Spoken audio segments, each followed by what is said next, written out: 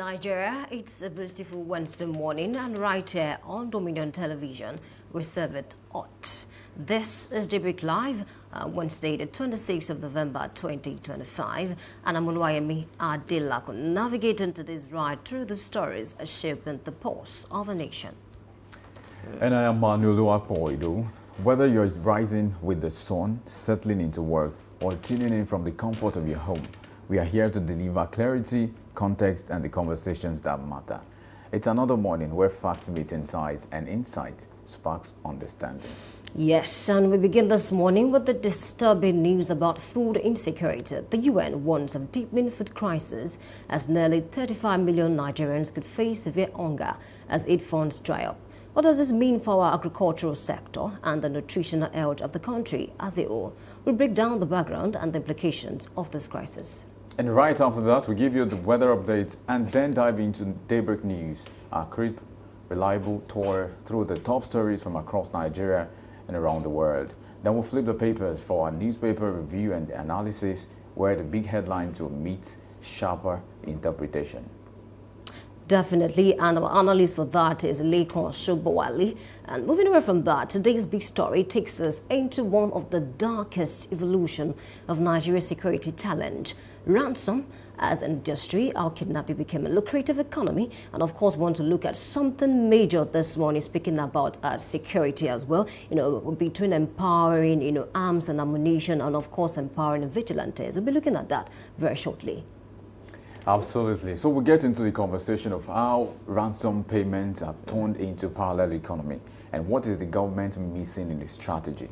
Yes, to dig deep into this disturbing industry, we're joined by someone who has studied these patterns for years. And this morning we have Dr. Kunle Okola, seasoned public affairs analyst and security expert. He will help us trace the route, interrogate the present, and forecast the security curve ahead. I think that's much needed. And of course, we round things off with Trend Watch, spotlighting everything buzzing online, sparking conversations, and shaping public sentiment across the nation. Definitely. Wherever you're watching from, certainly this is your morning companion for depth, clarity, and perspective. And just so you know, you're tuned to Daybreak Live Extra on Dominion Television. Forget the extra. But let's get started today. Good morning to you. Good morning. I'm trust you very well. I'm very well. Yeah, Trust you are too. I'm good as well. It's a good day to be alive. Definitely. All right. All right, this morning we're looking at the topic, UN warns of deepening food crisis, and nearly 35 million Nigerians could face severe hunger as aid dries up. I think is a major problem that we are facing at this point in time in the country. And before we continue, I'd love us to go through a bit of stats this morning. By that I mean statistics, as my people in the other parts of the what we call it. So about 33 million people, might face, might slide into emergency hunger across the country. And I think that's due to the certain fact, because there's something we call WFP, that's the World Food Organization, food program right now. Okay, so their major donor is United States. Under President Donald Trump, he slashed, the aid. And because of that, the WFP is going through a lot. And then if care is not taken by December, they might be out of funds totally. And one more thing is the fact that, in Borno, in Adamawa and Yobe State, about 6 million people, they lack basic food supplies. And in Borno alone, about 15,000 people do not have access to food. It's a sad one. And then there's one more thing that has compounded the whole issue, and that's the problem of insecurity. A lot of farmers can no longer go to the farm. A lot of persons are complaining. Some have been killed. Even people are even scared to even venture into agriculture at this point in time. So we have all of this problem now. And my major point is, honestly, it's a good one that the United States, is giving us update about the start, about the numbers of persons, that might go hungry, come 2026 because of, slashing fund. One more problem is the fact that apart from the United States, that is the major donor to WFP, major countries as well that would normally donate to this cause have also slashed their funds. They have slashed their funds to WFP, so it's a major problem now.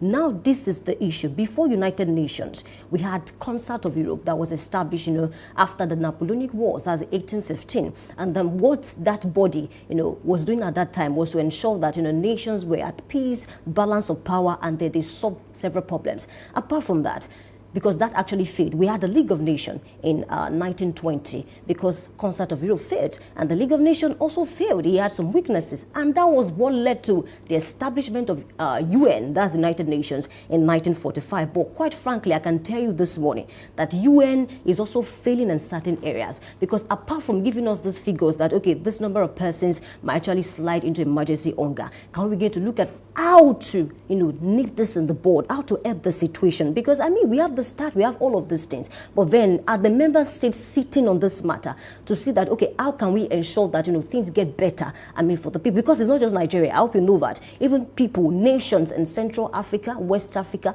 they're also suffering from this. But then in Nigeria, as we speak now, I think the northern part is actually facing this more. So honestly, apart from the start and all of this, I think United Nations, should begin to look for how to actually, find solution to this problem that we are facing, at this point in time. Because 2026, honestly, talking about 33 million people sliding into emergency hunger, I don't think it's something we should sleep about, honestly. Well, you've made very valid points, and I'm going to maybe start from one of the things you said. Yeah. You quite mentioned the fact that there are enough data by the United Nations and other bodies to tell us how many persons are supposed to slide into, like you mentioned, emergency hunger, which is quite a thing to discuss. But if they have the data, what about the data for the Nigerian state? Now, for example, the conversation is about Nigeria.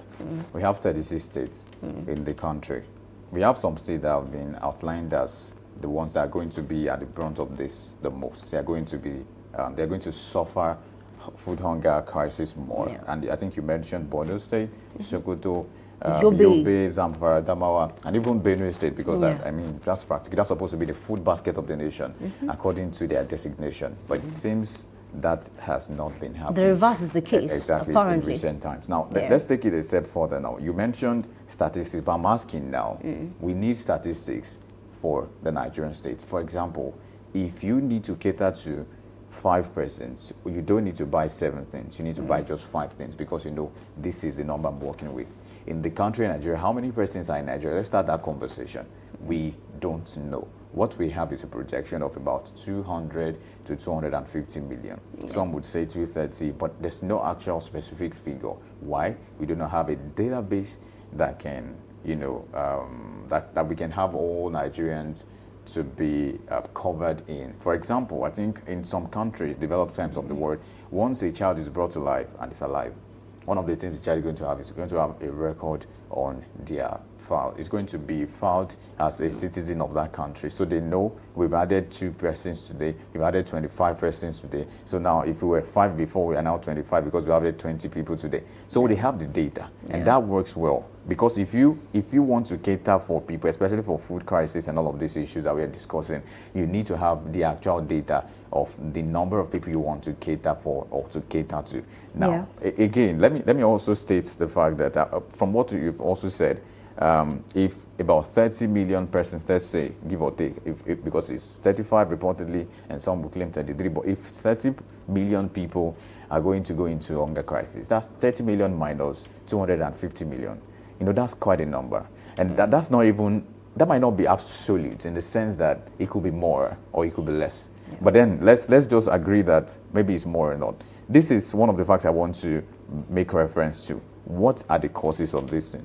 First, militant attack, farmer header crisis, all of these crises I've been having, especially banditry, all of that is, is making this issue to become a bad issue, to become as abysmal as it can get. And this is what we are noticing. And that's not just the only problem we have. We have 8 courts, like you mentioned. The United States is major sponsor and donor for many organizations. I think you were frugal with your word. You are being generous by saying that they have slashed. For some instances, they have cut particularly their funding, their aid and their grants. But I think for the United States, it was a slash. And even some major countries that, that are responsible for the sponsoring of UFP, the case is, they made a major court. Really. There are slashes and there are courts. There are major courts, which is why the WFP is having problems now. Because if you donate that much and you even slash, it's more like you're courting.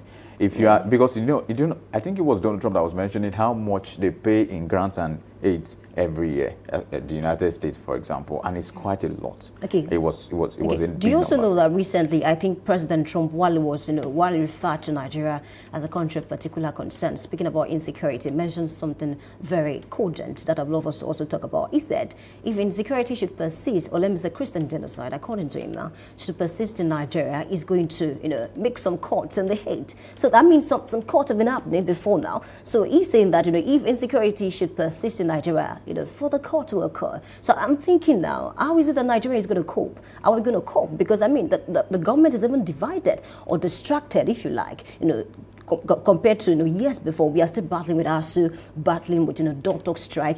So I don't know how proactive the government can be now to ensure that maybe they can tackle the situation. Do we even have the funds to tackle the situation? But I think we can do something. Let's not leave our destiny in the hands of international bodies. Yes, they're responsible for helping us in terms like this. That's why sometimes a lot of Nigerians are divided when we say that we should allow international bodies to come and help us. Originally, international bodies should, come in situations like this. But because of some things that we have seen in the past in terms of how these international bodies have made situations worse, that's why a lot of Nigerians are saying we do not need their help. But quite frankly, we do need their help. Nigeria is a developing country, a third developing country, honestly. Third world. Yeah. Yes, let's get in there. Let me quickly round up on my thoughts on what I was talking about, food shortage and all of that in the country.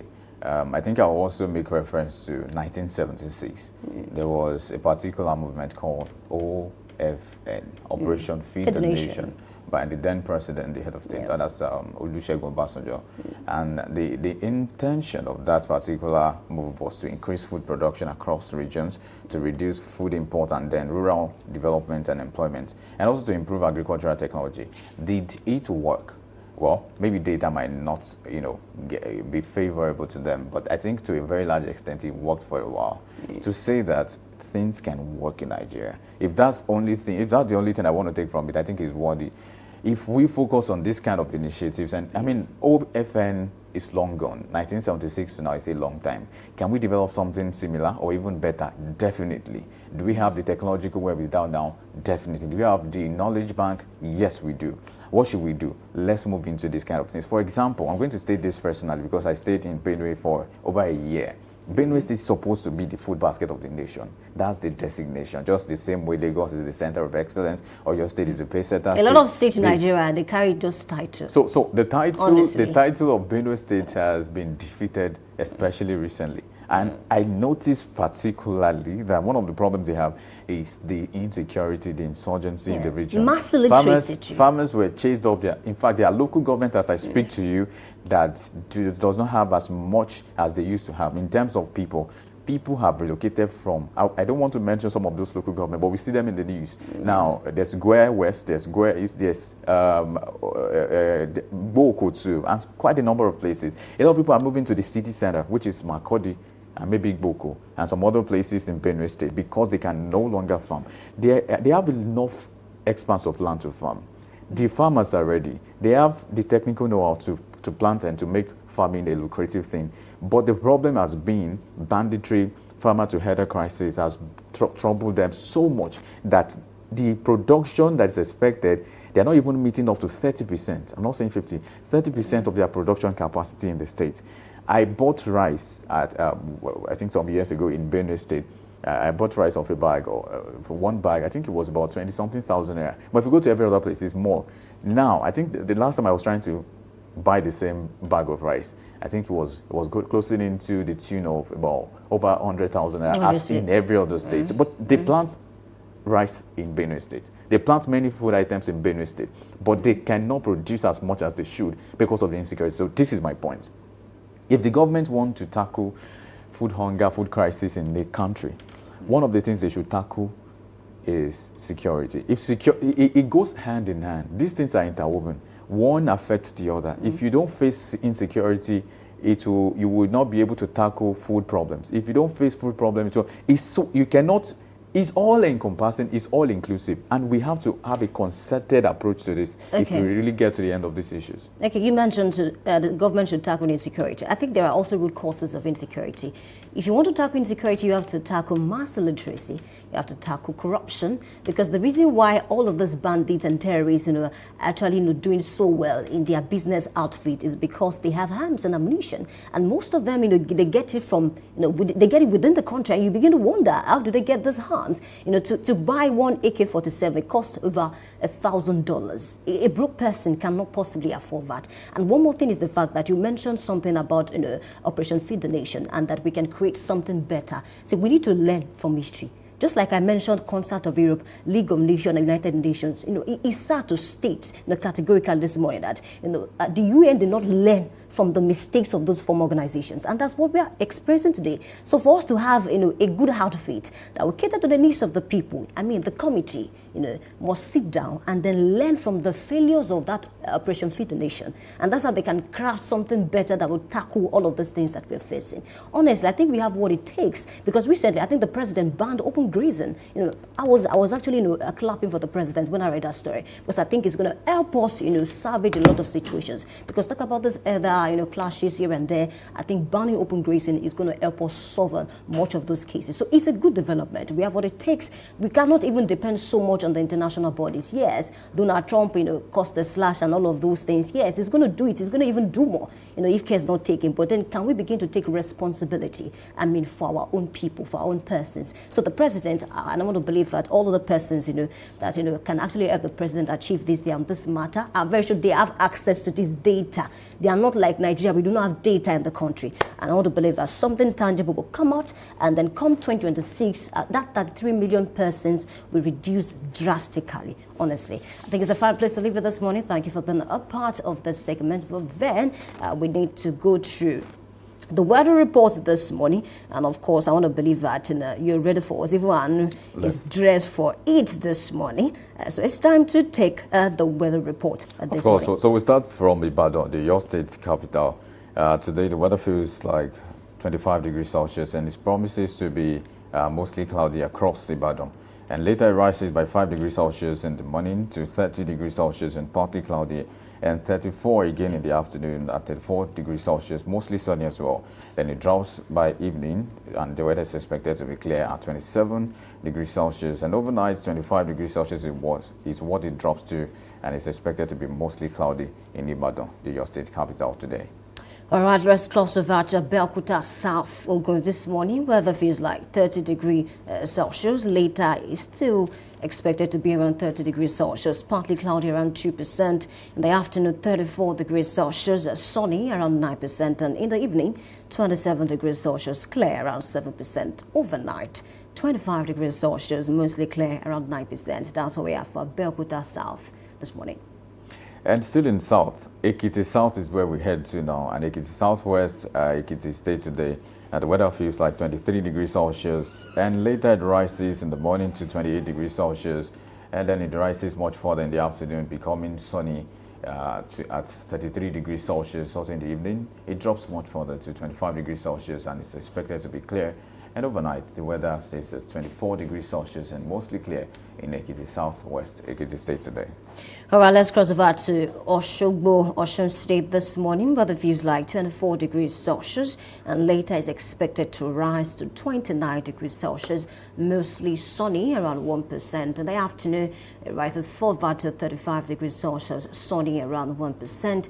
In the evening, it drops to 26 degrees Celsius, clear, around 5%. And overnight, 25 degrees Celsius, cloudy, around 9%. That's where we are for Oshogbo, Osun State this morning.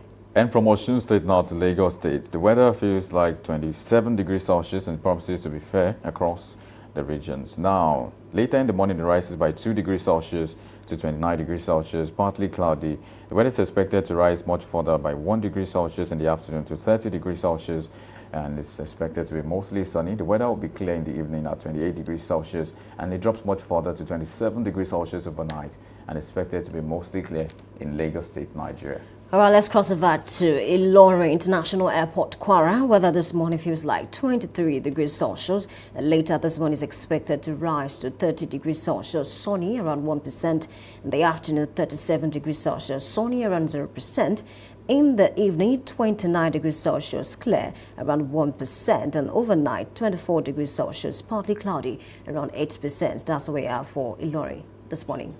Getting up to Abuja, the Federal Capital Territory, the weather feels like 22 degrees Celsius, not so much of a difference, and it rises much further to 31 degrees Celsius, expected to be sunny later in the morning, and then 4 degrees Celsius increment by afternoon to become sunny also in Abuja. Today and evening, 26 degrees Celsius, weather is promising to be clear at 26 degrees Celsius, and it drops by 3 degrees Celsius overnight, and it's still clear at that particular Celsius. Now, Abuja, Federal Capital Territory, the weather is clear at 22 degrees Celsius.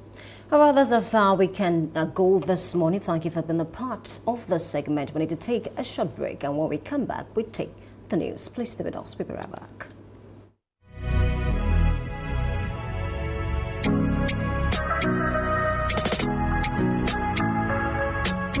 Need a professional space to bring your vision to life? Dominion Television Studios offers state-of-the-art facilities perfect for your next broadcast, commercial, corporate video, or live event.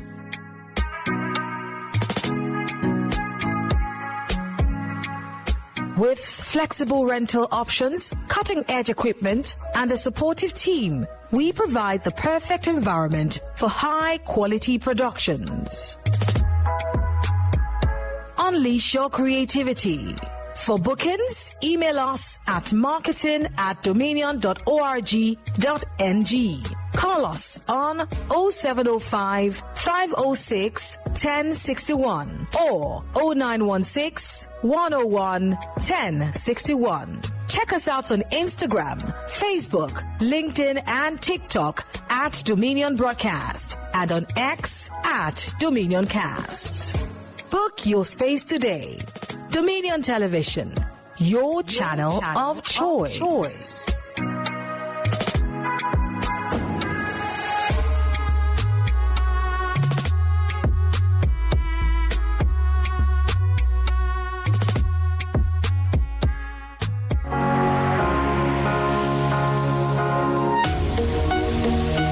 Live from the heart of the action. Welcome to the nerve center of Next Level Broadcasting.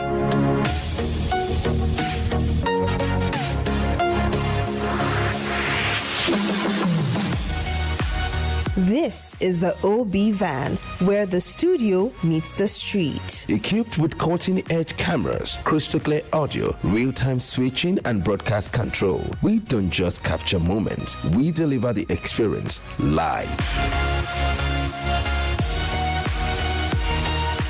Anywhere, anytime, from stadiums to red carpets, breaking news to buzzing festivals, weddings, birthdays, and all sorts of ceremonies. We bring the world to your screen in real time. It's not just a van, it's a complete mobile production house, a command center, a broadcast beast. This is more than a broadcast. This is the OB van difference. Live, loud, limitless.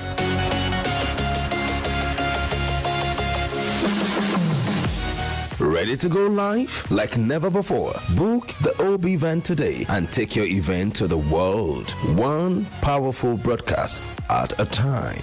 To book, call 0705 506 1061 or 0916 101 1061. Email marketing@dominion.org.ng or visit our socials on Instagram at Dominion Broadcast. Dominion Broadcast, your channel of choice.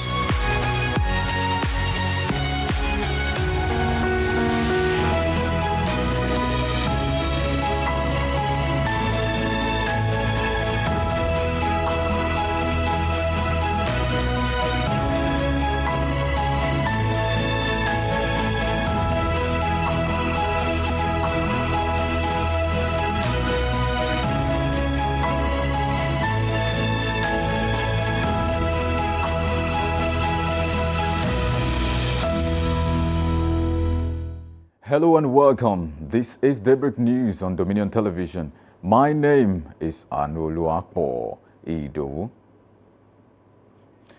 President Bola Tinubu has forwarded the Legal Practitioners Act Repeal and Reenactment Bill to the National Assembly as part of major reforms aimed at strengthening legal practice in the country for immediate consideration. The proposed legislation seeks to enforce higher ethical standards, improve accountability within the profession, and expand access to justice across the country. The Senate President Godswill Akpabio, who read the President's correspondence during plenary, disclosed that the bill introduces several key provisions, including the issuance of practice licenses to lawyers, a mandatory 2-year tutelage period for new legal practitioners, and compulsory continuous professional development programs. The Southwest Governors Forum has renewed its call on the federal government to fast-track the establishment of state police, warning that further delay could worsen the country's security challenges. The chairman of the forum and governor of Lagos State, Babajide Sanwo-Olu, presented their demand in a communique at an emergency security meeting held at the Oyo State Governor's office in Agodi to address the influx of suspected criminal elements into the region and other pressing threats. While commending President Bola Tinubu for ongoing efforts to tackle insecurity nationwide, the governors reaffirmed their commitment to working together for the socio-economic advancement of the Southwest and urged residents to maintain peace, unity, and religious tolerance. Present at the meeting were Governors Seyi Makinde of Oyo, Dapo Abiodun of Ogun, Lucky Ayedatiwa of Ondo, and Biodun Oyebanji of Ekiti State. While Osun State Governor Ademola Adeleke was represented by his deputy, Prince Kola Adewuse. In another development, Oyo State Governor Engineer Seyi Makinde has declared that his administration will continue to ensure that development in the state is fair, humane, and inclusive. Governor Makinde disclosed that he will engage with residents affected by the ongoing 110-kilometer Senator Rashidi Ladoja Circular Road project from tomorrow. According to Dominion News correspondent Grace Aino, who reports. Team Soccer has come for the affected house owners around the Ibadan Circular Road corridor who have been on the streets of Ibadan protesting alleged injustice, as the Oyo State Governor is set to engage with them. I will honor the promise that I made to visit, to listen, and to explore all possibilities, including resettlement, in addition to adequate compensation. And I will start this week. Wednesday, I'll visit Ologweru. By reacting to the protesters' action, Governor Seyi Makinde said he was not bothered by insults and death threats. He also pointed out that his administration did not carry out any land acquisition for the project, according to him. He was compelled to release documents showing that the previous government had acquired 500 meters on each side of the project and had even published this in the November 2018 edition of a national newspaper. The circular road is not just about connectivity. It is about equity, growth, and shared prosperity. Governor Seyi Makinde added that besides shifting the focus of governance towards building an institutional legacy and ensuring that government is based on systems rather than personalities, by establishing numerous institutions, the circular road will bring economic expansion to the states.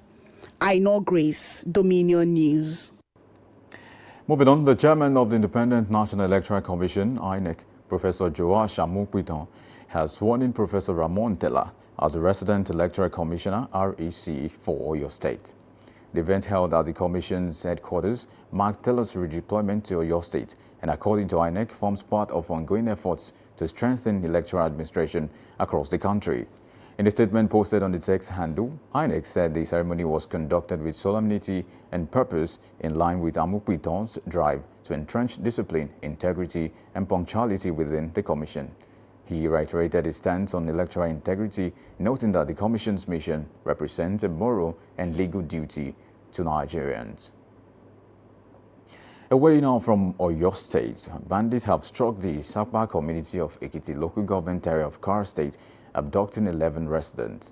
Eyewitness accounts added that the attackers, numbering more than 20, stormed the community with a large herd of cattle on Monday, firing shots indiscriminately. Although police authorities are yet to issue an official statement on the incident, a community leader who confirmed the incident under anonymity confirmed that 11 people were abducted, with 7 victims belonging to the same family. And in business, the Monetary Policy Committee of the Central Bank of Nigeria (CBN) has retained the country's monetary policy rate at 27%.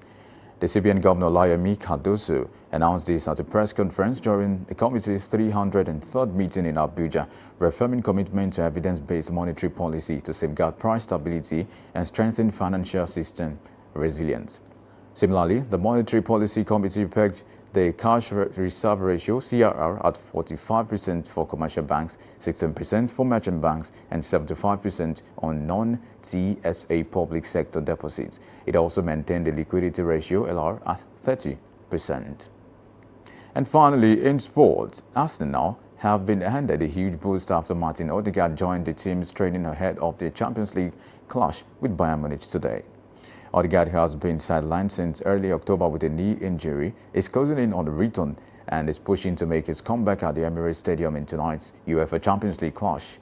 Additionally, Gabriel Martinelli and Noni Madueke have both returned to the Arsenal squad at the weekend for the 4-1 win over Tottenham, with Gabriel Jesus expected in the coming days. You can visit our website on www.dominion.org.ng to watch us live and interact with us. You can also follow us across our social media platforms on Facebook, Instagram, TikTok, YouTube, and LinkedIn at Dominion Broadcast, and on Next at Dominion Cast. And that's Daybreak News. I am Anuluapo Ido. Thank you for watching.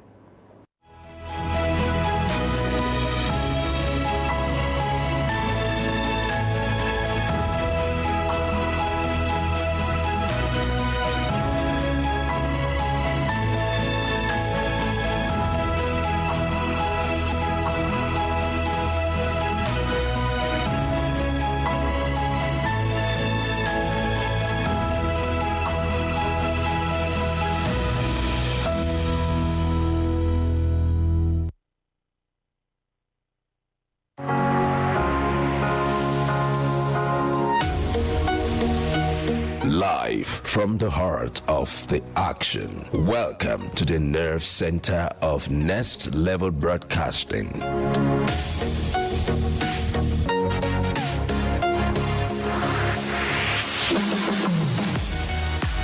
This is the OB van, where the studio meets the street. Equipped with cutting-edge cameras, crystal clear audio, real-time switching, and broadcast control, we don't just capture moments, we deliver the experience live.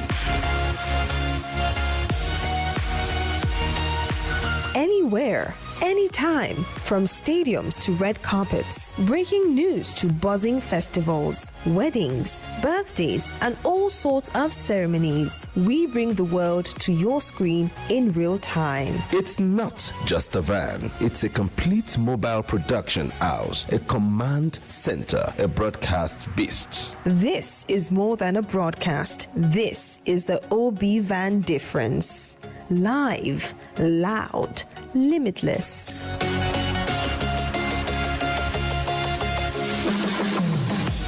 Ready to go live like never before? Book the OB van today and take your event to the world. One powerful broadcast at a time. To book, call 0705 506 1061 or 0916 101 1061. Email marketing@dominion.org.ng or visit our socials on Instagram @Dominion Broadcast. Dominion Broadcast, your channel of choice.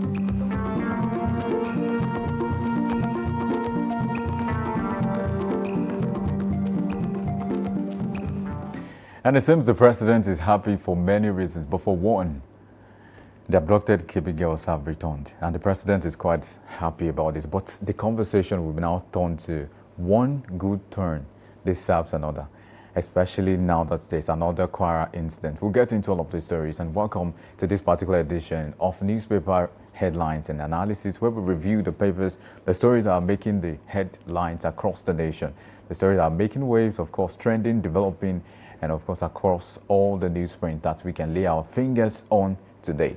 I have with me the Punch newspaper, Vanguard newspaper, Daily Global, and as many as we would get into if time permits. Now, let's get into the first story. 24 abducted KB schoolgirls regain freedom.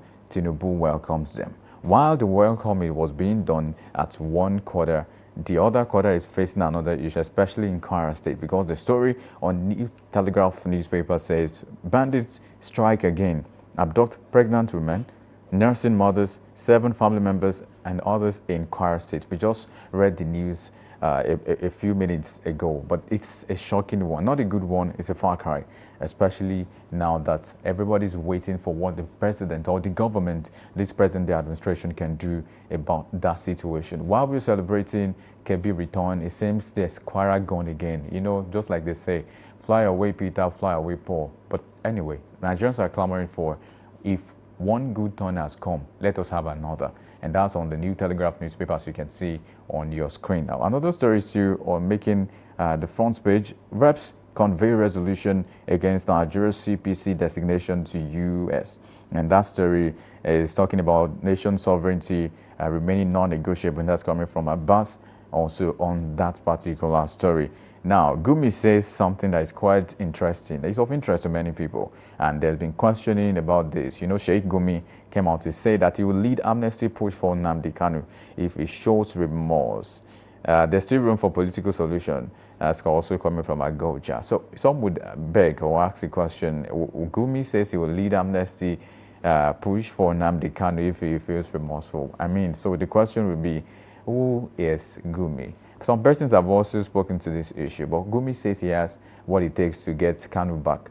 Anyway, we'll see, because one thing we'll do is keep our fingers crossed and see what exactly becomes of this story. Now, MPC is still retaining interest rate at 27%. It seems to be a good one on the business side of things. Also, on the far left corner of the New Telegraph newspaper today, you can see the story, of course, right there. You can see the picture of Sanwo-Olu also.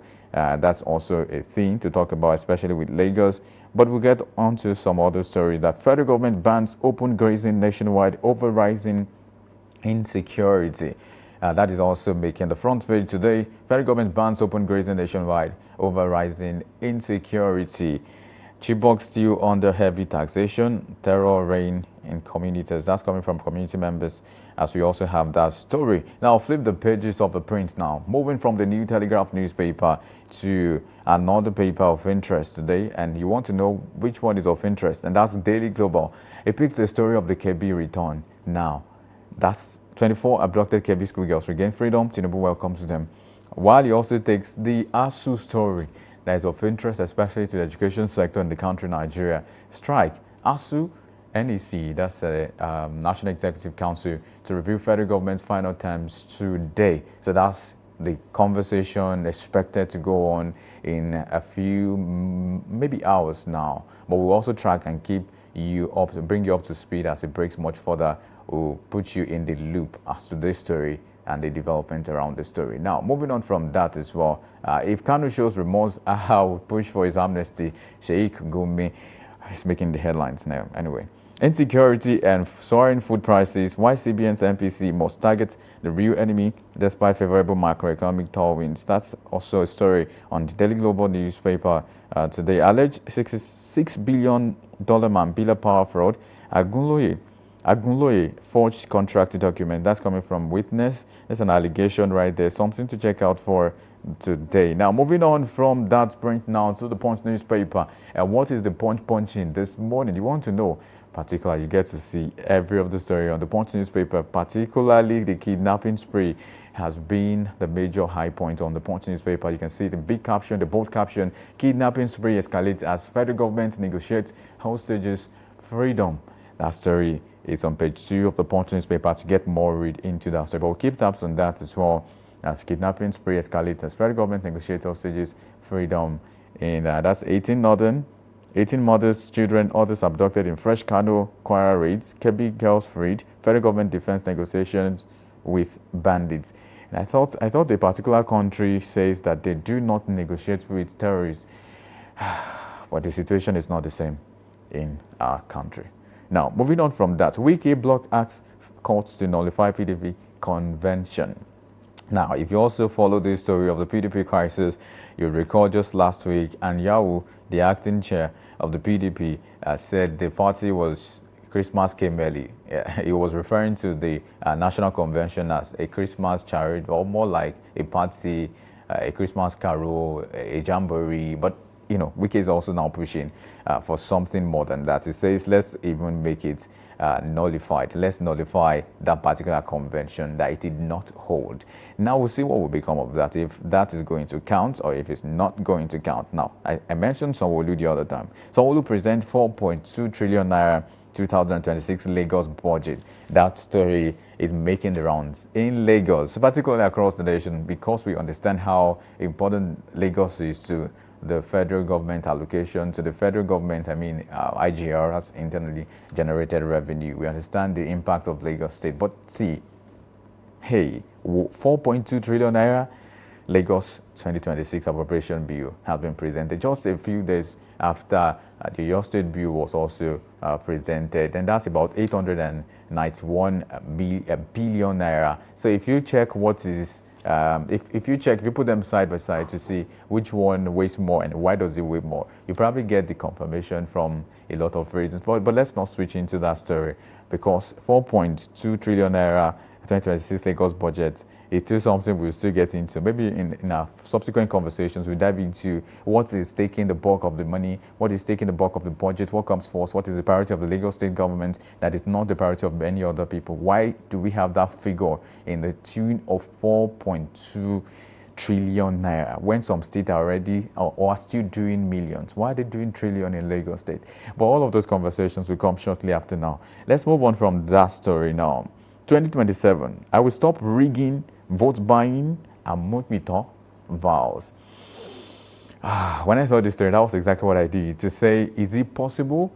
Maybe it's your word against some people's word. But not to take anything from that story, not to take anything good away from the story, because if he claims to do it, we hope that Mutmito is a man of his word, and whatever he says is going to count. It says he will ensure that rigging and vote buying becomes a thing of the past. This is a prayer. I hope it happens, actually. Now, moving on from that as well, 7-year single term will stabilize governance, and that's coming from a LASU professor. Also, 7-year single term will stabilize governance. Some have also pushed for this. Some have pushed for 3 terms for a governor or for a president, to say 4-year tenure, and 4 plus 4 to say 8 cumulatively is not enough to drive economic progress in the country or a state. Some have said, okay, let's do more. But a professor in LASU now, Lagos State University, is claiming that let's have 1 term, but it's going to be 7 years. Maybe this will run someday. Maybe it will be discussed at the House across, and we'll see if this will become a reality in Nigeria. Moving on from the Punch newspaper now to The Nation. For one, I love what Nation says to Nation. The Nation newspaper to The Nation Nigeria. What do we have on the front page? It's about the president. Tinubu relieved by freedom for 24 abducted Kebbi schoolgirls. Tinubu relieved by freedom for 24 abducted Kebbi schoolgirls. That is the big caption. Release facilitated through non-kinetic approach. Pupils reunite with parents today. That's a good one right there. But maybe we should get into the conversation of how it unfolded. What happened? Did the military overpower them, the bandits and the kidnappers, or did anybody pay ransom? But we get to see. But it's a good one. Not to take away from the happiness and the eureka moment of the president, to say, yes, this is a good one. We are relieved that those 24 abducted Kebbi schoolgirls have been returned. A good one. How do we, going forward, ensure this does not happen again? I think that should be the next conversation we should also focus on. Now, still on the Nation newspaper, Abbas abductions orchestrated to create fear in Nigerians, I mean to say. The Nation says Abbas is saying abductions orchestrated to create fear in Nigerians. So that's the issue right there on the Nation newspaper. Judges seek to wash hands of pre-poll cases. That's also on page 27 of the Nation newspaper today. 16 banks meet recapitalization requirements according to the CBN, affirming that just today. Now, President orders 24-hour area watch over Kwara and Kebbi Forest. That's a good one. I mean, these are the things we clamor for. These are the things we expect that the government will do. Let the body language of the government of the day be as strong enough. Let's have drones, let's have cameras, let's have, like flights across those regions. I mean, this would even if it would not totally eradicate the situation, it would do a lot in curtailing future occurrences. Now, these people know that the military is up in the air, up in the sky, and they are watching, they are looking at you, and just so you make a mistake, you are going to have yourself to blame. But that's the story, and that's what we expect that would happen for the country, Nigeria. Of course, we'll get more stories, but we have to go on a quick break. And when we come back, we'll take a bit of analysis before we round up on this section of the newspaper analysis section. Stay with us.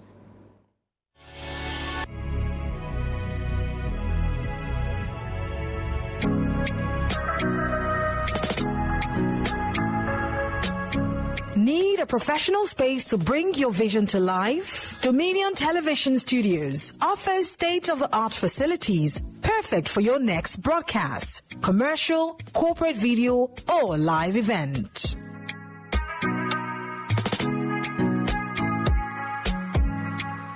With flexible rental options, cutting-edge equipment, and a supportive team, we provide the perfect environment for high-quality productions. Unleash your creativity. For bookings, email us at marketing@dominion.org.ng.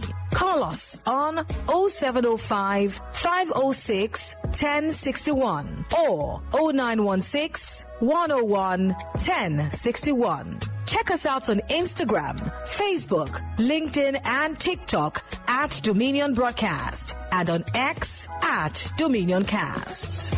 Book your space today. Dominion Television, your channel of choice.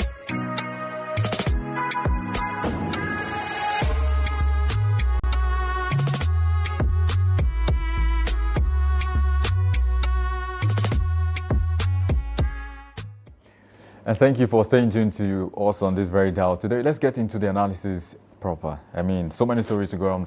I'm not doing this alone. I have with me Eboselume Ignatius Ofino.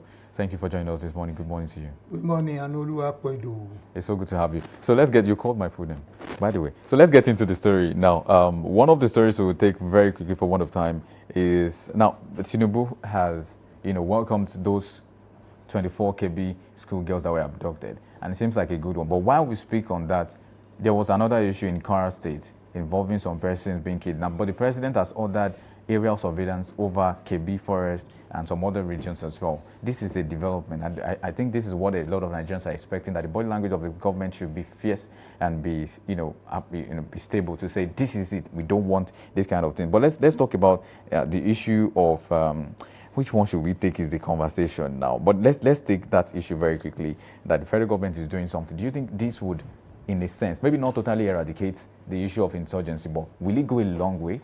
When the Americans decided to intervene, we discovered that violence escalated again in Nigeria. We cannot rule that out.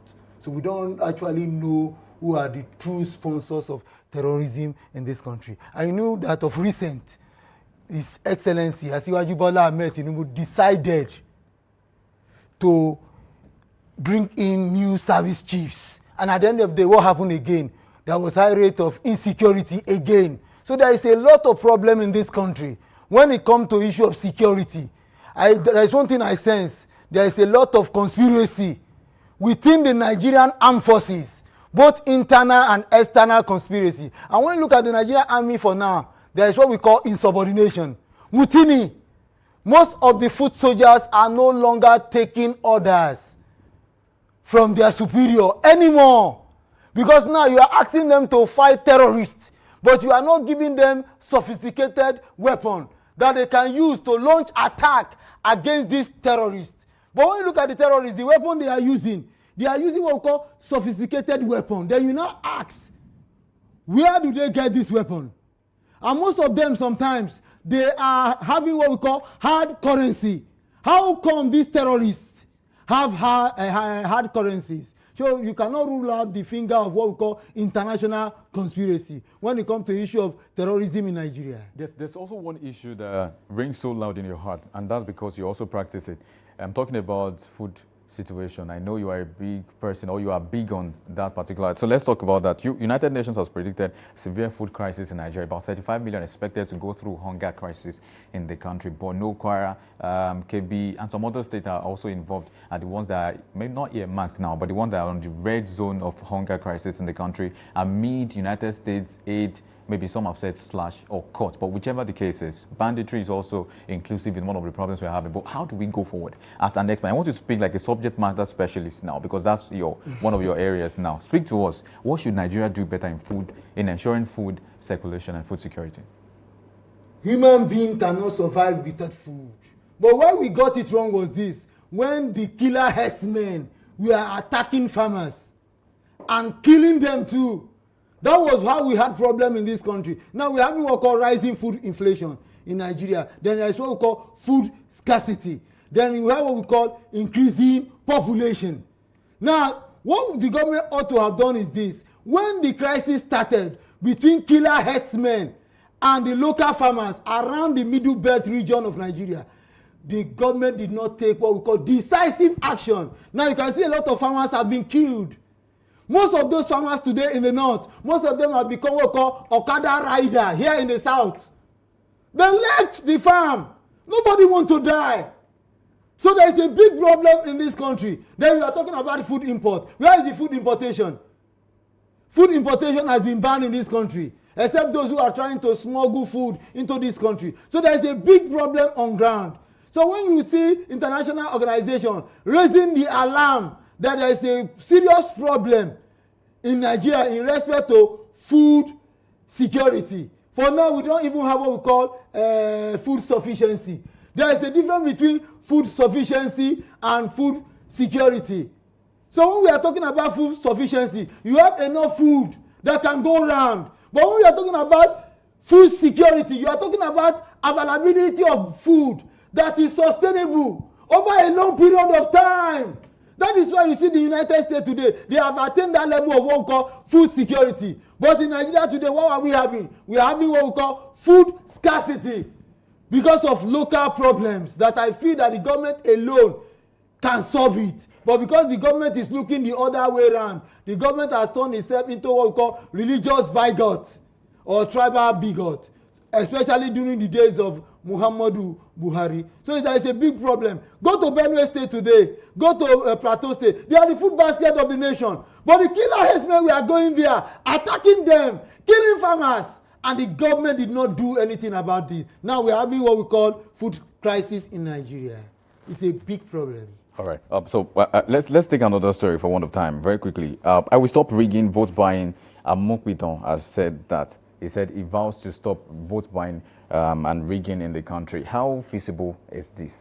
I'm not Professor Ujo Amupiton, but there's one thing. Think it's possible? But there's one thing Martin Luther King Jr. said. He said, our lives begins to end when we become silent about things that matter. That was what Martin Luther King said. So for now, Professor Ojo Amupiton has a name to protect, but he's given Nigeria that assurance. I think it's good for us to give him an applause in respect to the election that took place in Anambra State. Although there was still vote buying. It wasn't the fault of INEC. It was the failure of the Nigerian government to introduce or to establish what we call electoral tribunal, or what we call electoral offenses tribunal in this country. So that when you establish some type of electoral offenses tribunal, One, then there must be task force too. EFCC also have a role to play during election. Anybody that is found receiving, distributing money during campaign should be arrested as a criminal. It should not be seen as a civil offense. It should be seen as a criminal offense. Electoral rigging in this country should be seen as a criminal offense, not as a civil offense. So that there will be penalty for those who violate the electoral laws. So it will not serve as a deterrent for those who are nursing those evil ambitions. Because when you are talking about election, you are talking about the collective destiny of the citizens of a country. Now, the professor also said something, moving on from that issue. He says 7 years single term will establish or stabilize governance. That's coming from a LASU prof. What is your take? Some have said we should do more than 4 or 8 year term because it's not helping. Nobody can bring back a nation that has fallen to the ground in 4-8 years. Let's do more. What do you think? The professor have right to his own opinion, but I strongly disagree with him. It's the mindset. So it's not the years. Not the years. It's the mindset of the leader. Look at Lee Kuan Yew. Lee Kuan Yew transformed Singapore from a third world country to a first world country because he had the right mindset. And what did he do? Introduce 3 things. You know what he did? He said meritocracy. 1, pragmatism. And 3, honesty. It was in principle. They saw him as a leader. They saw him as a father figure. Everybody imbibed with what he introduced. So it's not single term of 7 years or single term of 10 years. If you want to do something right, if there was one thing Chief Jeremiah Obafemi Awolowo, GCFR, said, you know what he said? What? He said if he can be given opportunity to rule Nigeria, he's going to transform Nigeria within 24 hours. He was a philosopher. The right mindset. But what we're having today, we're having leaders that are corrupt, one. Then we have institutional failure. When we are talking about capital project or capital infrastructure, it is one of the inalienable rights of the people. They have the right to security, right to good roads, right to quality education, right to quality healthcare delivery system, right to good economy, irrespective of the political party that wins the election. But in Nigeria, it's not like that. Whenever you see, if care is not taken, we are going to drift towards a one-party system. Because there is a problem in this country. You know the problem? If they discover that your state did not win the majority vote for a ruling party at the center, sometimes they deny your state some capital project. Is the government being fair? Is the president being fair? The president never scored a 0 vote. Though the vote is scored in that particular state was low. But the government will now technically decide to deny that state some capital project just because the state did not vote for the president, just because the government that is ruling that state is not a member of the political party of the president. What a country and what a government. I mean, for one of time, we might need to round off this session. We need to actually, because there's so many issues to talk about, but we are pressed for time. Thank you very much for joining us this morning, Ignatius. Thank you. All right, we'll now switch our gears now to another conversation. But you want to know what that is? We're talking about security dilemma between empowering vigilance groups and arms control with Oluwayemi Adelakun. After this break, join us again on this channel.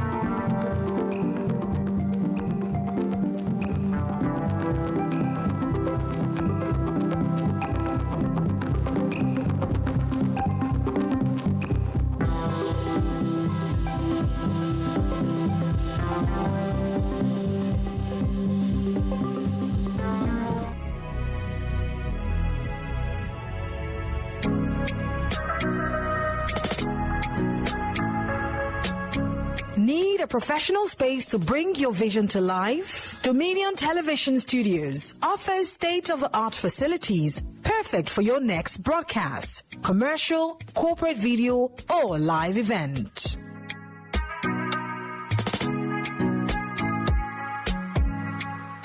With flexible rental options, cutting-edge equipment, and a supportive team, we provide the perfect environment for high-quality productions. Unleash your creativity. For bookings, email us at marketing@dominion.org.ng. Call us on 0705 506 1061 or 0916 101 1061. Check us out on Instagram, Facebook, LinkedIn, and TikTok at Dominion Broadcast and on X at Dominion Casts. Book your space today. Dominion Television, your channel of choice.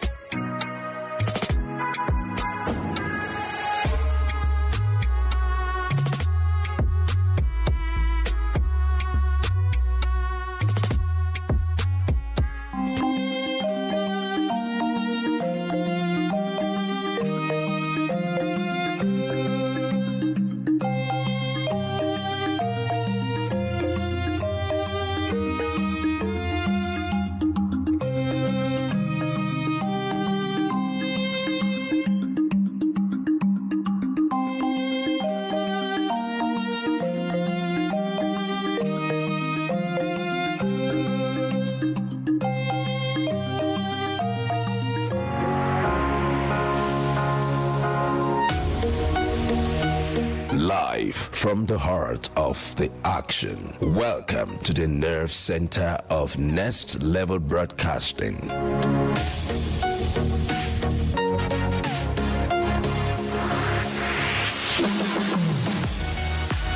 This is the OB van, where the studio meets the street. Equipped with cutting-edge cameras, crystal clear audio, real-time switching, and broadcast control, we don't just capture moments, we deliver the experience live.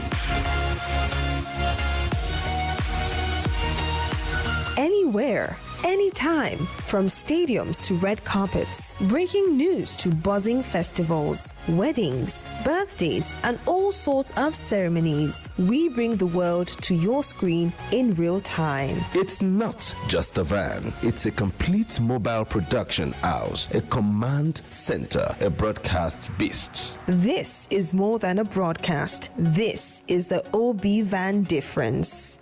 Live, loud, limitless. Machiavelli reminds us that a leader must sometimes choose difficult and uncomfortable path if the survival of the state depends on it. Good morning and welcome to Big Story on Daybreak Live. Today, we enter a national debate that sits at the crossroads of necessity, security, and statecraft. The dilemma between empowering vigilance groups and enforcing strict arms control in Nigeria.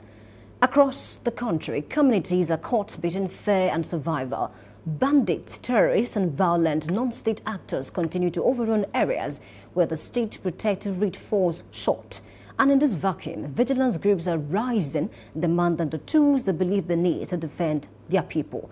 But this demand clashes with Nigeria's strict firearm laws and the government insistence that only official security agencies should bear arms. And here lies the real Machiavellian question. When a community is under siege, does the state maintain its laws at all costs, or does it bend them for the sake of public survival? Is army vigilantes a necessary compromise or a dangerous gamble? To help us make sense of this complex reality, we are joined by Sam Woko, Deputy Editor of the Nigerian Tribune, who has tracked the shifting contours of Nigeria's security architecture and understands the implications beneath the headlines. I'm Oluwayemi Adelako, and this is Big Story, and today we confront the hard truth. How far can the state go to protect the people without becoming the architect of its own insecurity? Good morning to you. Welcome on board. Good morning, Yaulaya. Yeah. And thank you. Good morning, viewers. Nice to have you this morning. So let's start from here. From your perspective, what exactly is driving the renewed push for different regions, calling for vigilantes to be armed properly? Because, in Castina, for instance, most of the residents are saying, okay, these vigilantes, they are familiar with the terrain. They know the hideout of these bandits and they've recorded success over time. Can they be armed properly? Just like the same way these bandits and terrorists, carry firearms? The first of the questions is, what is fueling the call for, renewed call for vigilance groups and so on? Yeah. Simply put, it's insecurity. The country is bleeding under this heavy shelling of insecurity in all parts, north, south, and so on. But it's being reported more in the north now than it is in the south. So the renewed call for vigilante groups is simply because people want to, further the cause of securing their homelands, securing their farmlands, securing their environments and their communities and so on. This isn't even new. Some of us remember growing up to hear about forest guards. Okay. And the Catholic Archbishop of Ibadan, Archdiocese, Most Reverend Gabriel Abeguni, spoke about it sometime. He said, look, he used to have family members who were forest guards in the Okeogun area of Oyo State, because that's where he hails from. So he said he knew a lot of people who were forest guards, even though then too there was insecurity, but not as pronounced as we have it now, because he reported that one of such forest guards was killed then. But the people who committed that crime were easily apprehended because people around the area had the wherewithal to do the necessary duty. But now, people are disarmed, left at the mercy of both the elements and the bandits. So the bandits are just reigning free because the security architecture is not enough to cover the entire area. So I think the renewed call for me is very much welcome. Okay. And while the North is calling for increased presence of vigilant groups and perhaps arming them properly, in the South here, the issue of state police is reigning supreme. The Southwest governors only yesterday or thereabouts said, look, we need to formalize this and let's get state police off the ground. And this is just basically the same to me. What are we looking for? How to secure our homeland, how to secure our territories. And how do we do it? I want state police. They want vigilance groups. Already we have things like Hisba, which are in the town.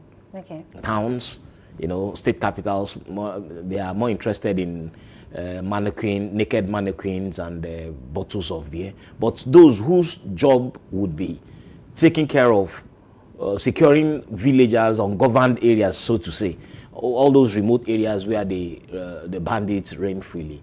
We need such groups, and that is why I think it's in order for people to say, okay, if the government cannot help us, at least you can help us to approve certain things which we will use to help ourselves. Okay, speaking of approval now, because I think the state governors and the federal government are loggerheads on this particular one because of the Firearms Act and the newly signed act, place street limit on weapon access. So how realistic is it to relax some of those laws so that, the vigilantes can be handled properly?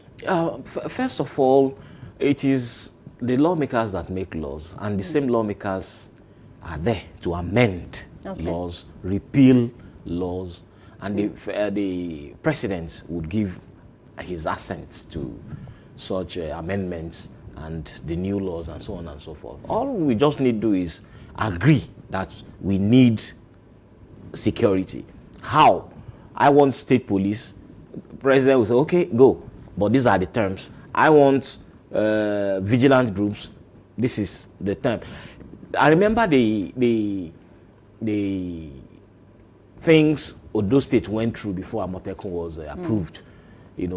These are some of the consequences of such actions. We tend to negate what Machiavelli said, that we need to find extraneous ways to secure our environment, because it is a secure environment that you can rule over. If you are even if you're a dictator like Niccolo Machiavelli was, and you stand above people, and while you are dictatoring, permit the word, while you are being your dictator, you are not secure yourself, because all you just do is exert power on helpless people. So for your people to be able to stand up and even defend you, then they need to be secure. Because in a place that is insecure, they will not even listen to you. And that is why I think the government should act fast on some of those things. Yes, they may not need to descend into panic, and they may not need to take actions that would end up becoming problems for us. But I think they also need to act fast. You know, they need to make haste and bring some of these things to bear, so that in no time people can easily stand up and say no to certain things that are happening in our communities today. Okay, thank you for taking me back to Machiavelli. A lot of Nigerians have argued that, you know, for things to go back to normal, I mean, for us to nip this in the bud, you know, the president might need to do some things or take some actions a bit short of morality. And according to Machiavelli, you know, the prince, you know, should do certain things that will ensure the safety of the state. Would you agree with Machiavelli in the sense that, okay, maybe President Bola Ahmed Tinubu would need to take some certain decisions that a lot of persons might say that, okay, this is a bit short of morality, but then to safeguard the lives of Nigerians? I quite agree. Okay. He has to take actions that are, if they are outside the laws, if being outside the law means being short of morality, yes. Okay. Because he is torn between being politically correct and taking actions that the majority of the people would love. So he has to take a stance. Okay. He has to be somewhere. He has to be known for something. If he is known for quelling insecurity, that will give him even more leverage and lift him above being politically correct. Everybody cites the example of Lee Kuan Yew. Yeah. And everybody cites the example of how he transformed Singapore from what it was to what it is today. But nobody talks about the fact that Lee Kuan Yew had to literally become a dictator. You need to take some of these steps. When in Igbo, there's an Igbo adage that says when a game, you know, it's for hunters. They say when a game moves in very awkward ways, you have to shoot in very awkward ways at it also. So you have to take steps that are commensurate with the situation on ground. So if he's taking steps outside, because he has very wide powers, I mean the president and commander-in-chief of the Federal Republic of Nigeria, he has very wide powers. And if it means him stepping outside some of the powers or using some of the extraneous powers he has, being the CNC, I think he can do something. But he has been trying very hard to be politically correct. And in being politically correct, a lot of things are going bad. So I support him taking actions on insecurity, not on politics and so on and so forth. You know. So I agree. I quite agree with Machiavelli on this. If the bird learns to fly without perching, you have to learn to shoot without missing. That's what it has to be. Okay, so would you agree that, you know, this can accelerate the long debated idea of state policing? Because a lot of persons are even contesting Amotekun in certain states to say that, okay, what we are doing with Amotekun is what we are actually clamoring for in terms of state policing. You see, one of the best examples of Amotekun for me is what has happened in Ondo State. Ondo State, when a monarch was killed, Oba the Olufon, when he was murdered, or as we commonly say in Nigeria here, when he was assassinated, when he was killed, the Amotekun arrested suspected killers in 1 week. And that's because they know the terrain. They understand the landscape. And after the arrest, believe me, the only report we heard about that incident up to today is the arrest of those suspects. Where are they taken to? Nobody knows today. What happened to them? There is no report anywhere that says they were charged to court to answer to the suspicion they have on them as, you know, the murderers of the Kabiyesi. So those are some of the things you have to consider in looking at what needs to be done.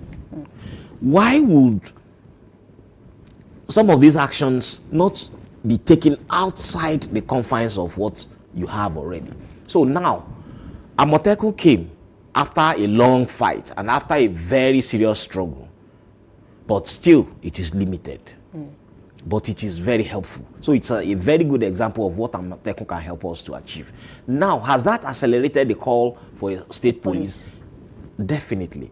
Of course, the Southwest governors and the Dawn Commission, that's the development agenda for Western Nigeria, and other such bodies had clamored for it. Even this president, before he became the president, was an advocate of this.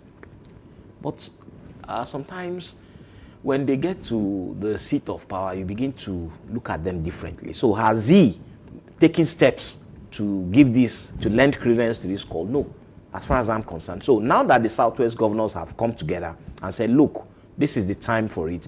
We have to accelerate the call for this. We have to secure our land. Then let's see how this will go, especially with it being a contest against what the Constitution prescribes. So maybe we may need a constitutional amendment and so on and so forth. But hey, the accelerated call for state police is in order, and I think it's very, very important. Okay, let's continue. Because opponents are warning that army vigilantes could worsen arms proliferation and then lead to human rights abuses. Let me cite a very good example now. I think this particular year, around August, we saw a video that circulated online about how some vigilantes stripped a corps member naked. Yeah, that was in Anambra State. Honestly, that was in Anambra State. So a lot of Nigerians are scared, as much as Nigerians are still clamoring for, okay, these people should be armed. So they're scared that with this not lead to abuse of human rights should the vigilantes carry so much power, because we know power corrupts, and absolute power can actually do something bad. What do you make of that? For me, yeah, power corrupts, and absolute power corrupts absolutely. But at the same time, there is nothing that is, power without control has become something else. So that is why there has to be a form of control.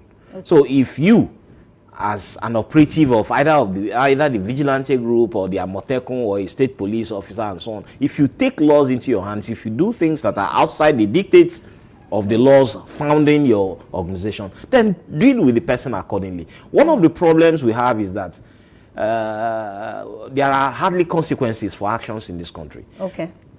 Once you are connected one way or the other, you find your way to circumvent the law and so on. But if actions are taken against people who do things that are not proper, I'm sure, so very sure, that this will not even occur at all. The guys that stripped a lady naked in Anambra, have we heard anything about it?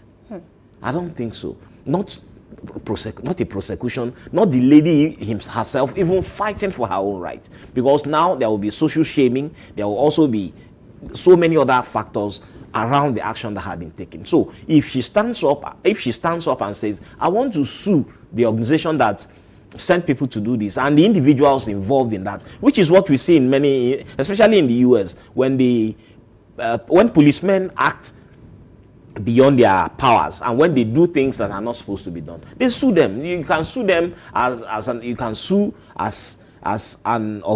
the organization to which they belong. You can also sue the individual who did that. So I don't know. Here we hardly do it, and I think it's cultural difference. But hey, this fear of them using their arms and using their powers to do bad things, let's put it straight. If using their powers to do bad things happens to be the case, then why do we have laws to deter them? So there has to be an activation, a proper activation of the laws to deter people from taking laws into their hands and acting inappropriately. Once there is consequences for that, I'm sure people are going to fall in line.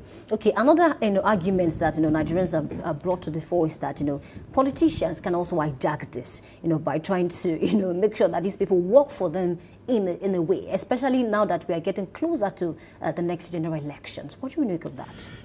It also boils down to the same thing. If people who are expected to behave in certain ways don't behave in the ways expected of them, let the law take its course. It's a very simple thing. Unfortunately, in Nigeria, we don't even believe the institutions, because the institutions show compromise in many ways.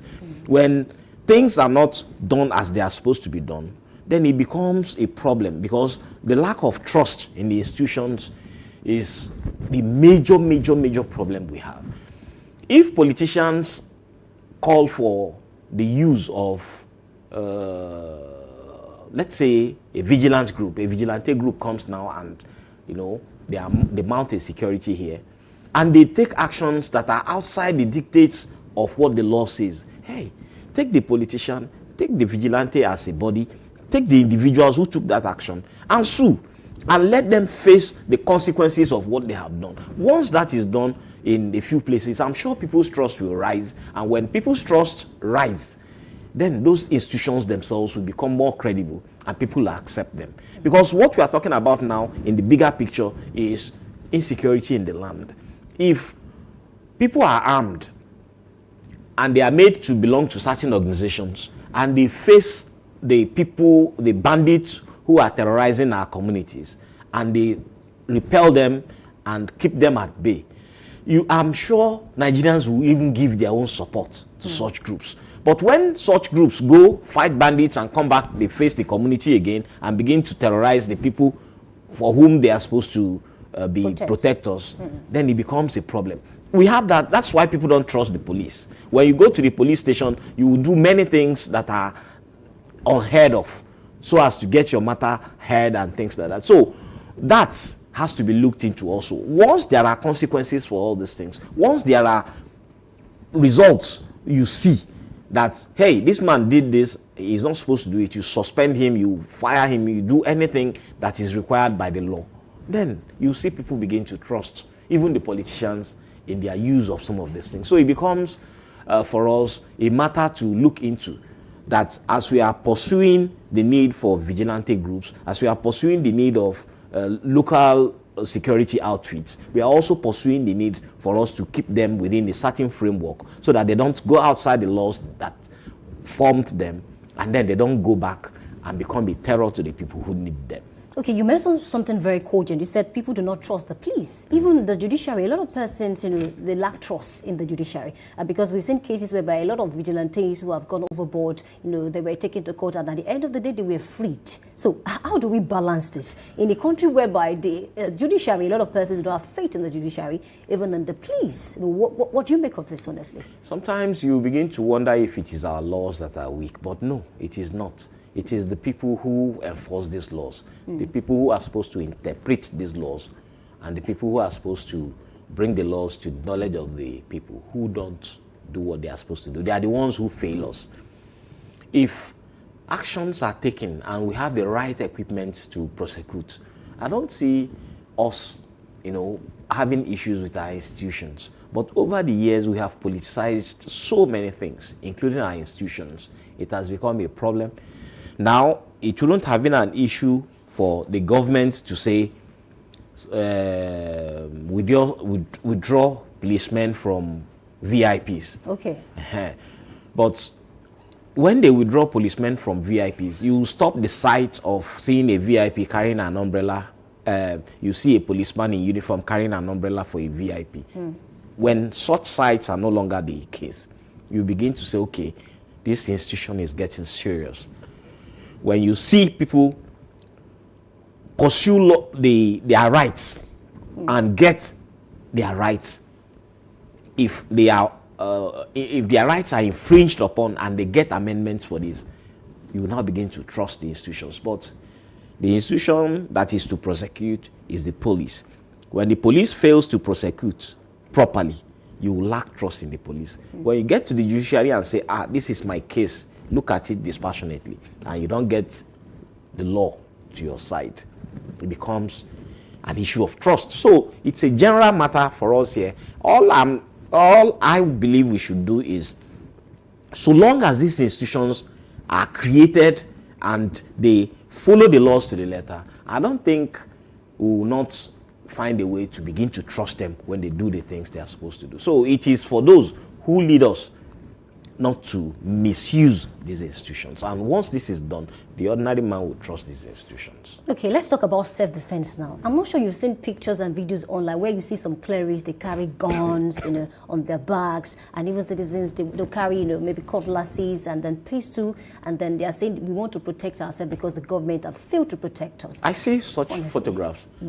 Okay. In fact, in some cases, I see photographs of priests, Catholic priests. Yes. Who have to arm themselves in order to be able to carry out their duties. Excuse me. Yeah, that's because of the lack of trust they have in the institutions. Then there are two issues in that. The first is that the institutions are stretched very thin. And once these institutions are stretched very thin, they may not get to certain places. Then secondly, they lack trust in the institutions, because some have reported that when they report to the security agencies that things like this are in the offing, Okay. they are the ones that would be arrested for raising false alarm. And still, that thing they reported will still happen. So it's a very big problem, and I want to believe that the government will have to work very hard to make sure that these institutions are trusted. And the trust Nigerians have in these institutions must be sustainable. It is not that they will trust one and distrust the other.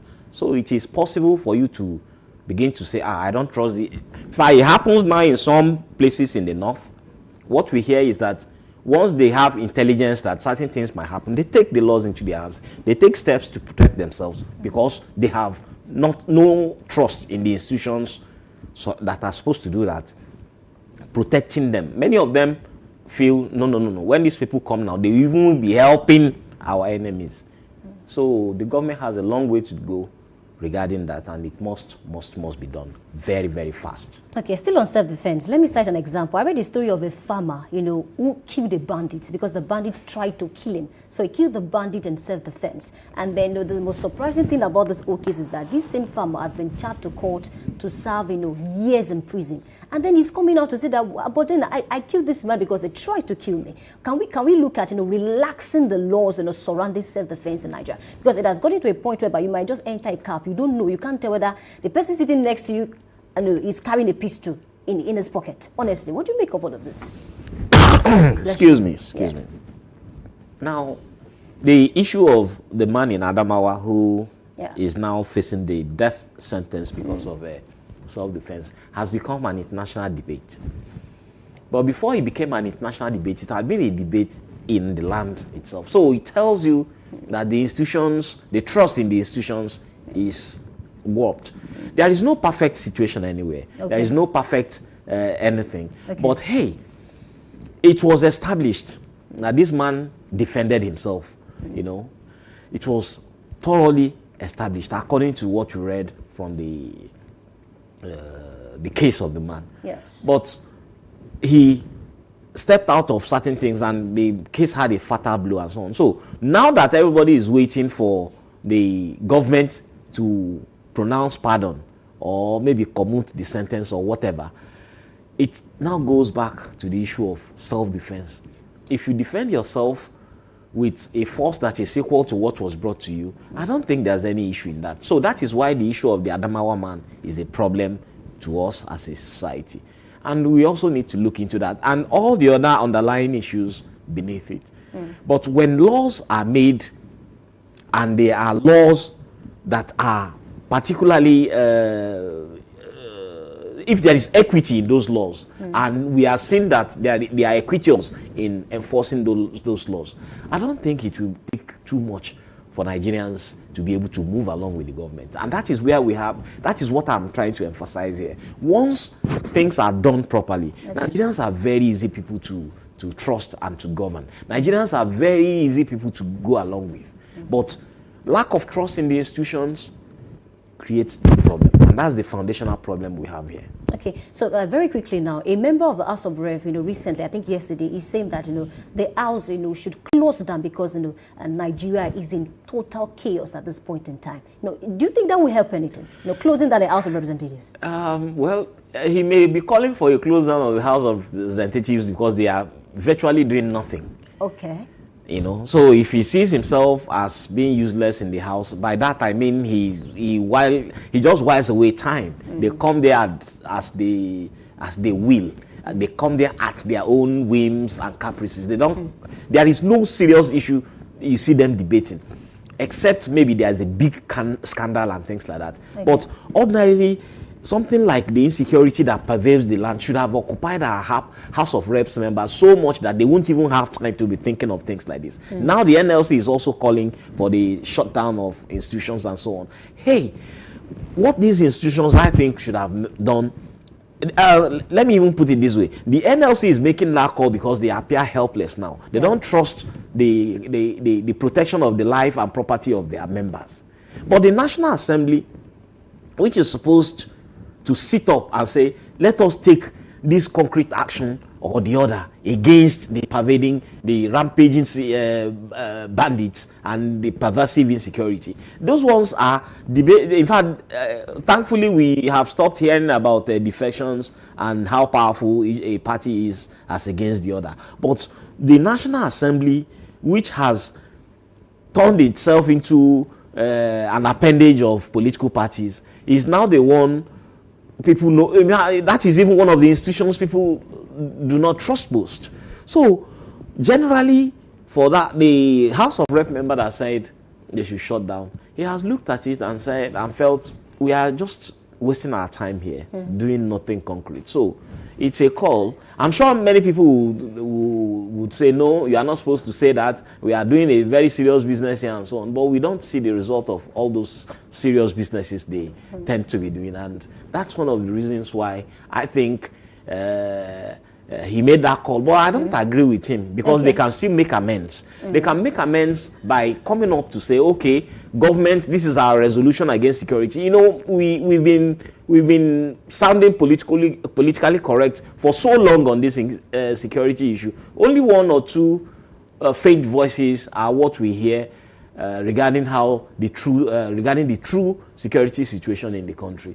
But if you speak up, they will say you are speaking against the government. So for the fear of not sounding against the government, for the fear of not sounding politically correct, the House has now seen it that some of them are not happy with the way things are. And perhaps they have to look at it and say, and take a decision, take a firm decision, rise up and say, this is the way to go and we must pursue it. Okay, a big thanks to you. It is apparent that the president needs to take some difficult situations. In the words of Machiavelli, back to him now, he said, it's better for a leader to be feared than loved, in as much as it will ensure the safety of the people. Okay, Plato taught that the true test of leadership is choosing not what is easy, but what protects the state in the long run. And that is the art of Nigeria's security dilemma today, balancing the urgent need for community protection with the responsibility to prevent lawlessness and arms proliferation. As the way calls to empower vigilance groups against the realities of arms control, one truth stands firm. Lasting security requires wisdom, accountability, and decisions grounded in a long-term good.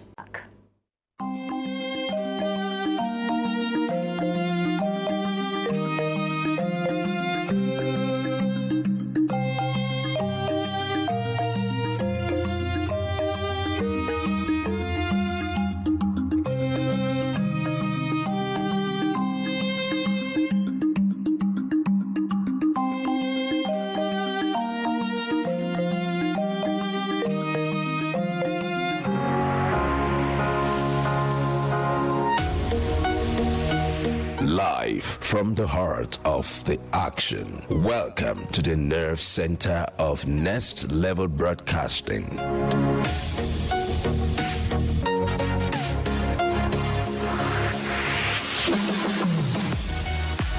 This is the OB van, where the studio meets the street. Equipped with cutting-edge cameras, crystal clear audio, real-time switching, and broadcast control, we don't just capture moments, we deliver the experience live. Anywhere, anytime, from stadiums to red carpets, breaking news to buzzing festivals, weddings, birthdays, and all sorts of ceremonies. We bring the world to your screen in real time. It's not just a van, it's a complete mobile production house, a command center, a broadcast beast. This is more than a broadcast. This is the OB van difference. Live, loud, limitless.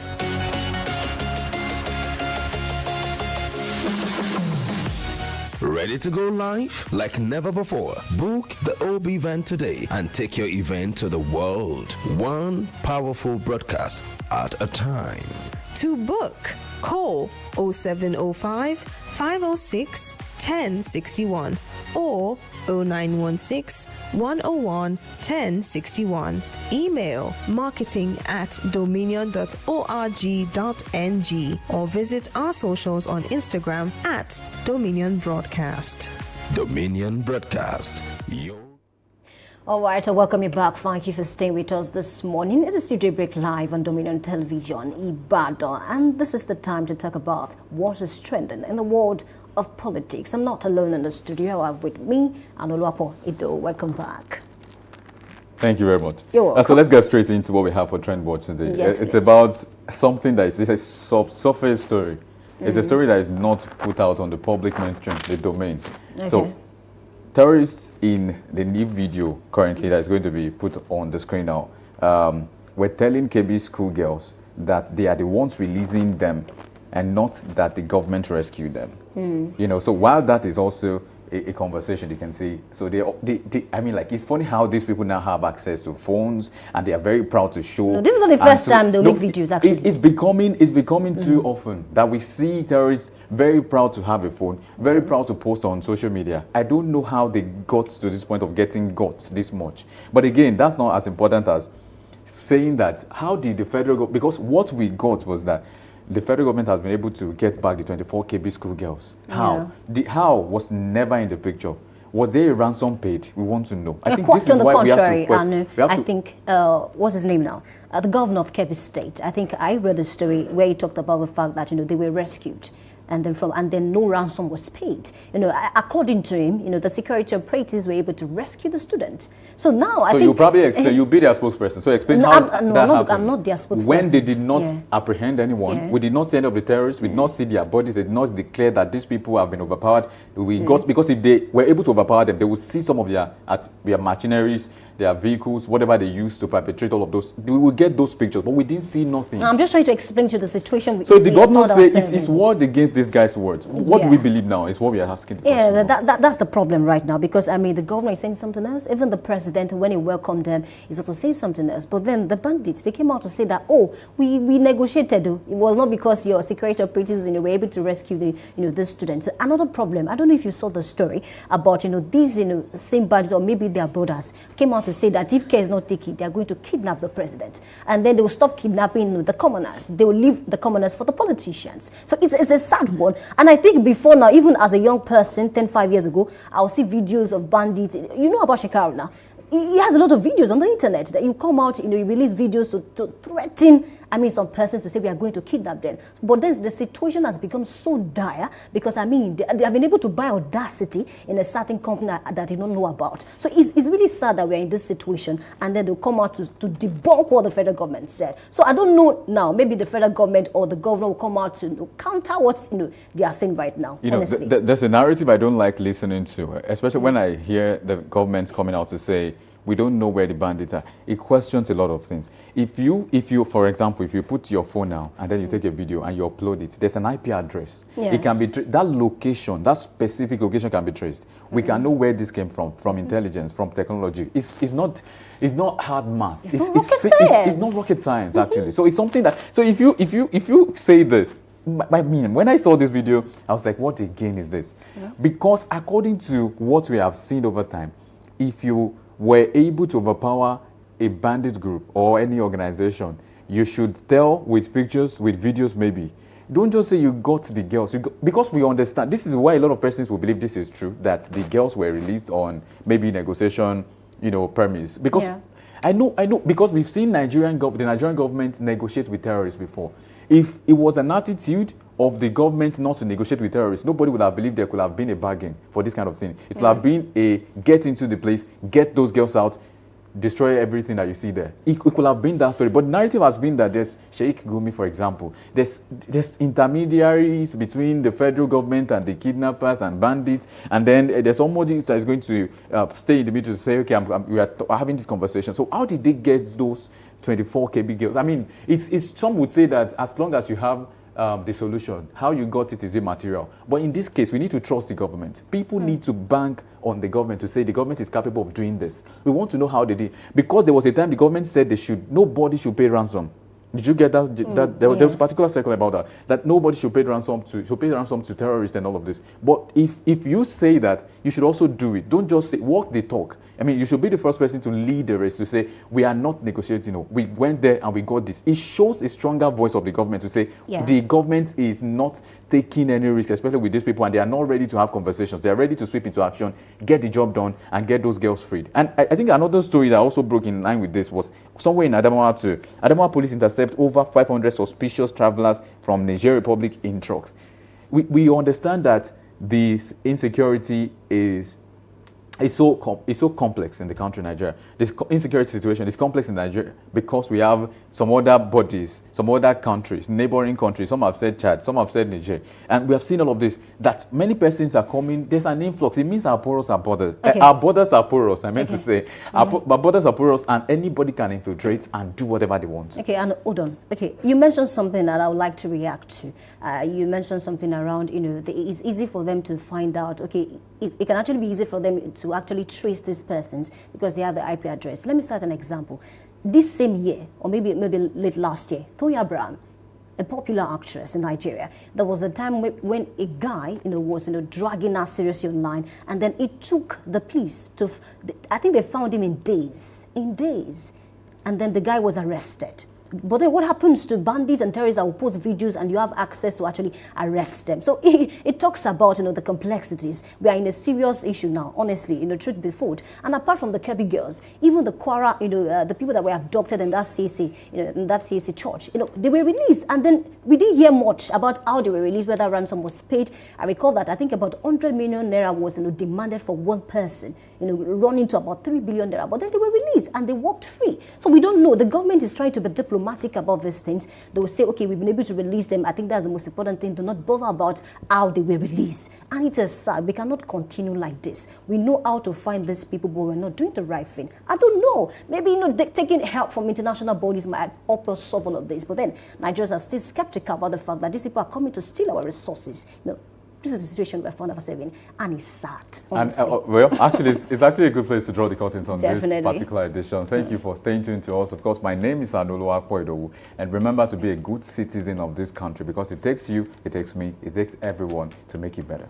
Well, thank you for being a part of the show. Do want to join us tomorrow, same time, 7 a.m. to 9 a.m. And until then, please ensure that you are safe. My name is Oluwayemi Adelakun. Good morning.